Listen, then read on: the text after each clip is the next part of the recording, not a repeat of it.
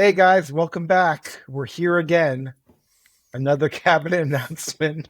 Me and Tim every day. I don't know how many more of these we got in store. As always, please subscribe to the YouTube feed because who has this content other than us? Today's version of the rodeo is reports that RFK Jr. Will indeed be tapped for the Department of Health and Human Services, a sprawling bureaucracy in charge of our nation's healthcare system, Medicaid, Medicare, NIH, CDC. Boy, Human this one really hit services me. doesn't feel that important. Yeah, just help. The Yeah, services of humans, that doesn't seem like that's that big of a deal. this one No? is this one's getting me a little bit more than the others. We'll Robert have F. to Kennedy rank them at the Jr. end. That's a good idea. Robert F. Kennedy Jr. is a crank. He is a conspiracy theorist. He's an anti-vaxxer. He, at one point in his life, had a brainworm. He went viral for talking about his handling of a dead bear and his decision to dump it into Central Park. He reportedly kept a diary of the 40 or so women he cheated on his wife with. He had a weird tale of cutting off a whale's head. He wants to remove fluoride from our water. He has weird ideas about nutrition. Some of them are fine, but some of them are truly weird. Shit like raw milk and stuff like that. I mean, I knew this was possibly going to come, but this one is stunning to me Is it? in a way that the Everybody, yes, I've like, it's an interesting, the phrase, the calm amidst before the storm. I'm like the calm amidst the storm right now. yeah. I've never seen you calmer, and it's really freaking me out right Everyone now. else is Actually, going crazy the last 3 days. And it was like the appointment of Hegseth brought me the zen that I've that you need. needed, because it's like, yes, okay, I'm comfortable in this space. That I get Right. what's happening now. Donald Trump is a lunatic. He's only appointing people that have several different affairs. There's nobody's getting an appointment that is loyal to their spouse. So that's not surprising. Nobody's getting an appointment The that is spouse stuff, not conspiracy, that is not a conspiracy monger. It's clowns to the left, clowns to the right. That's who he right. feels comfortable around, loyalists. And the whole, like, where I was uncomfortable when it was like, we're going to appoint a serious no, Trump is like, fuck that this time. No Reinces, none of these other people are around. I'm giving it to you. It's raw, uncut. Yeah. Raw milk. No, there's something to it. There's raw cabinet. Yeah, raw milk cabinet. Yeah. There's something to the idea that, like, you appoint someone who's a Putin apologist and a philanderer, and who is accused of being, like, ethically compromised, when you're the president who was Putin apologist to philanderer and ethically compromised. I get it. Yeah. But the health stuff, Trump's not a health evangelist. He's not there was nothing in his resume to suggest that he cared about any of this shit. Yeah. But then Bobby Kennedy came along right after the Democratic convention, gave him a news cycle where he could tout, like, he's got this support. And then, like, the butterfly flapping its damn fucking wings. Now we're ending up in this place where this person who's clearly not qualified for this post will affect hundreds of thousands and millions of people's lives. And it's like, this is like real stuff. And the other thing is that, and we'll play a clip here. I mean, it's not just like the food we eat. Everyone wants to have healthy stuff and eat healthy. That's great. It's the research that we do in our biomedical community. I want to play this clip. This is like not even like a big Robert F. Kennedy clip, but listen to what he says here. I'm going to go to NIH my first week. I'm going to call all the division heads, and I'm going to call all the bureau chiefs, and I'm going to say, we're going to give drug development and infectious disease a break, a little bit of a break, for about 8 years. And we're going to study chronic disease. Okay. We're just going to stop studying drug development and infectious disease for 8 years? Are we fucking serious? Like, what are we doing? Just a little break. Just give it a tiny break, yeah. Just give it a little I don't break. think people appreciate. Do you appreciate what that would do? Not just for, like, breakthroughs on that, but we'll lose global competition to Canada, to China, to Korea. I mean, anyone who's in that field is going to say, I have no future here. I think we're also pretty key when it comes to drug development and infectious disease research. I mean, it happens elsewhere, but I should have. My bestie lives around the corner over there is an infectious disease doctor. I'm excited to quiz him over a couple of bourbons this weekend on what the end of infectious disease development would actually look like in practice, because I don't really know. Like, that's not my area of expertise. One thing I do know, I mean, that seems bad. I guess I'll just say stopping all infectious disease research for 4 years at least seems bad, I would say. And drug development, you'd think that we'd want to be, advancing, progressing. The other thing that I think that I know is going to happen, and this is going to be true at DOJ and HHS if these guys get through, and that is mass exodus. And the right wingers are going to be happy to hear this, right? So, like, this is not like, go ahead and clip this, or it's like, hell yeah, that's what we want, right? Like, that's what a lot of people are going to want. And as a former right winger myself, I'm sure that there's some people that at DOJ and HHS that we could kind of cull and still be okay. I'm with you on that. But the self-selected mass exodus is going to be very concerning to me, because, like, the types of people that would be kind of ensuring functionality and that things go forward. Like, they're not going to want to deal with these guys. And like, this is the category difference between what they were talking about, which was Bobby having as like a consultant or whatever, a czar. Yeah. And then like the head of HHS being like, somebody quasi-serious, like a doctor of some kind, Bill Frist or whatever is in there. And then Bobby's just kind of being annoying at meetings and stuff, and like has a couple of his pet issues. Like, he still could do damage that way. But the bureaucrats would have stayed. That's not going to happen here. Like, these career bureaucrats don't want to work for Bobby Kennedy and Matt Gaetz, and Trump wants it that way.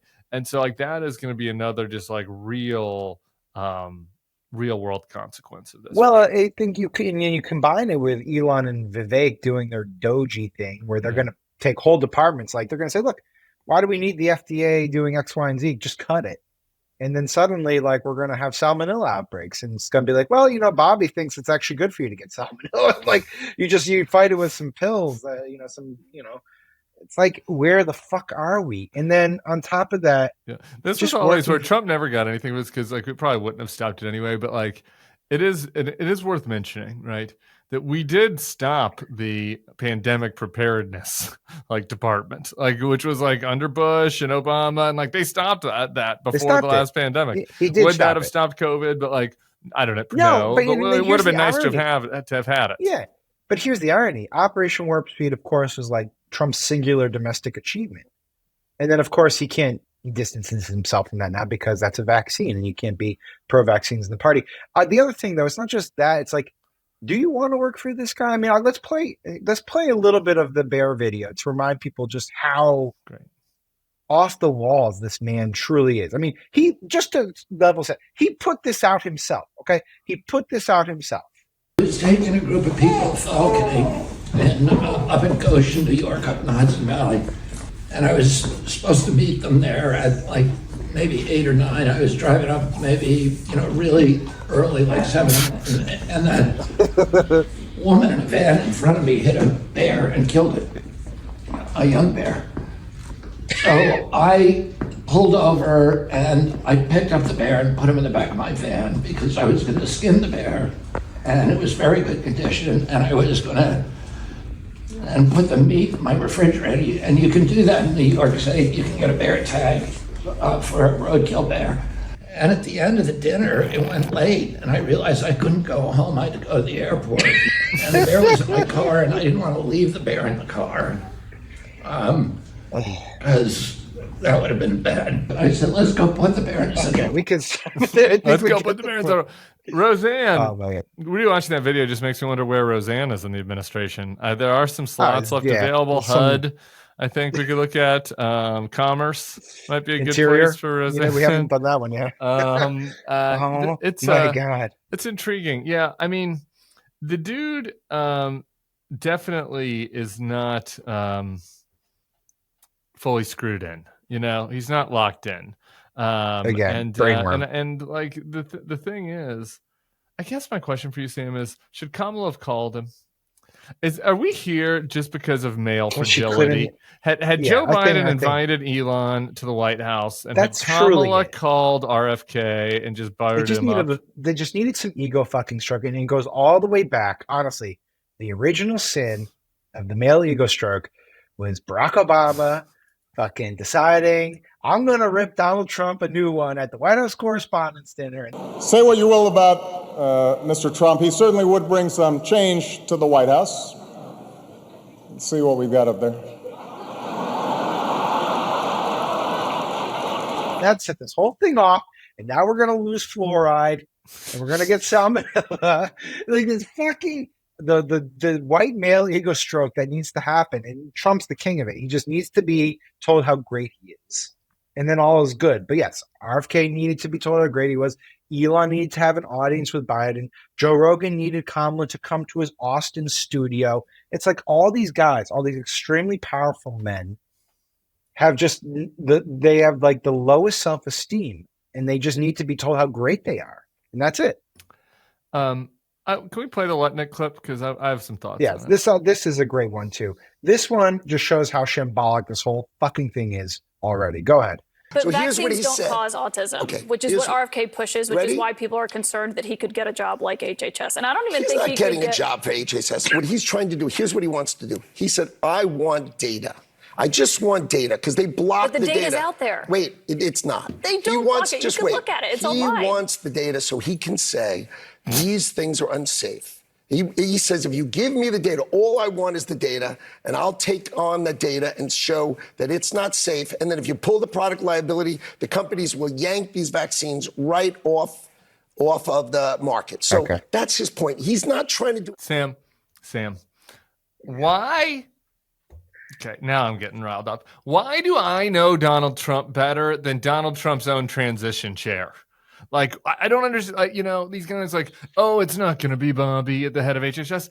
Obviously, it's going to be Bobby. The stupidest person that you could think of for any job is going to get the job. Like these guys on the Hill, they're like, oh, that wasn't going to be. We're not going to. Gates isn't going to. It's like, of course it was going to be Gates. Of course it's going to be fucking Gates. Of course it was going to be fucking Gates. Of course it was going to be Hegseth. Of course it was going to be Tulsi. I think these people delude themselves into believing that Trump is merely in on the joke. And that he's actually just sort of pretending to be like this. And he really actually is a serious person who's not like this. And that when push comes to shove, he'll surround himself with serious people and he'll do a serious job. And they need to believe that because otherwise they can't saddle up and be with Trump themselves. Going back to what I said in the Hegseth video, you lay down with a clown, you get the makeup on your face, put on the red nose, Howard Lutnick. It's just like this is what it is. Like this is what these guys are going to do. And I think some of them do. I think some of them know better. I do think some of them know better. I have to think some of them know better. But I think they kind of delude themselves into thinking it's all going to be okay. And the truth is, it's not going to be okay. Like it's just not. No. Like when you put people like RFK Jr. at top HHS, like that's not okay. You're going to end up with some real world problems. You're going to have fewer vaccines. You're going to have less development of medicines for infectious disease. You're going to have radically different public health protocols. You're going to have less fluoride in your water. You're going to have fewer safety standards. It's going to be problematic.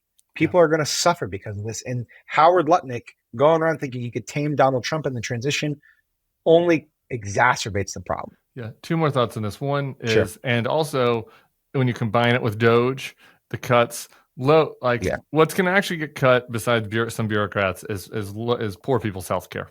So that's just going to be the first thing to watch because that's on the chopping block. I'll say this, the Lutnick thing, I just, to anybody left who needs a wake-up call, if there's someone in your life that needs a wake-up call, please send this to them because the Howard Lutnick experience is an encapsulation of the next 4 years. This guy is a businessman. He got brought in to run the transition. He put up, according to Axios, a number of serious candidates to be the attorney general, people who had real legal expertise, people that were going to be loyal to Trump, but had actual backgrounds for the job.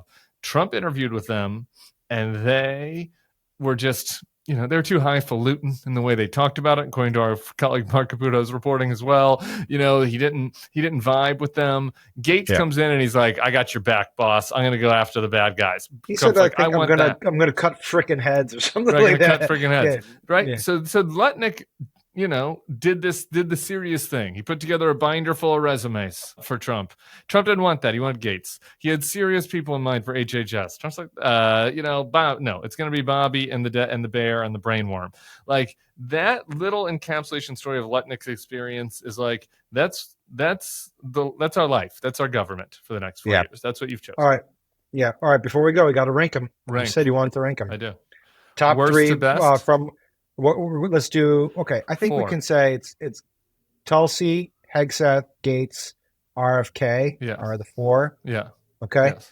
We'll go from least worst to worst. Least worst for me is. It's hard. It's real hard. It's so hard.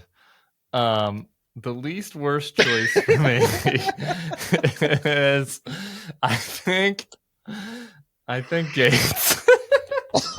I think Gates is the best choice for me of the 4. Okay, 4. I think Gates is 4 for me. How about you? Jesus. Hegseth. Hegseth? I think Hegseth. Yeah, I can Hegseth. Yeah. I'll go with RFK number 3 next. Second best choice is RFK. Oh my God. Pete Hegseth is in charge of the military. I don't I feel like I'm losing my mind. The United States military. Right, if you had to rank the most important jobs in the entire world, it's probably like the 4th most important job in the world. Then it gave it to a Fox and Friends weekend anchor. I'm sorry, that's going to be in my top 2. I think I'll explain later why I'm not as worried. But okay. My 3rd is Tulsi, I guess. We're going to be totally inverse. Hegseth's my 2nd worst. Yeah. Then I go with Hegseth.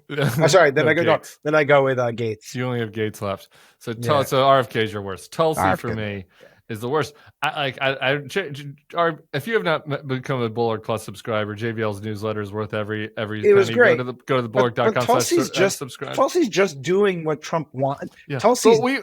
We no longer have intelligence services, essentially. I mean, like, who would give any secrets to her? Who's giving secrets to her? She's not on our side. That. We have an opposition leader inside running the Department of National Intelligence. We have a hostile actor inside. So that's the worst pick for me. Sorry. I'm not saying it's good. I'm just saying, like, the delta is not that big. It's like, oh, she's just going to do what Trump wants her to do. And it's like, it would have happened regardless, right? But with RFK Jr., like, the delta is massive. Like, we are just so fucked on so many spectrums. Oh my God. I can't believe we're opposite. We're totally opposite. I know. I'm trying to think if there's what. It can get worse. It always can get worse. But like, it's hard to really imagine the worst. I can't even think about it. But like, yeah, I'm sure it could get worse. Oh, these are the big positions we filled out. So if they like gave Marjorie Taylor Greene and Tara, I'd be like, whatever. Yeah. Go do your thing. All right, I know you got to go. This one hurts. Wow, we've done these 3 days in a row. This one was the toughest one. Sorry, Sam. Thanks for going through it with me. Yeah, thank you all for tuning in. Really uplifting shit as always. And do subscribe. Thank you. Peace.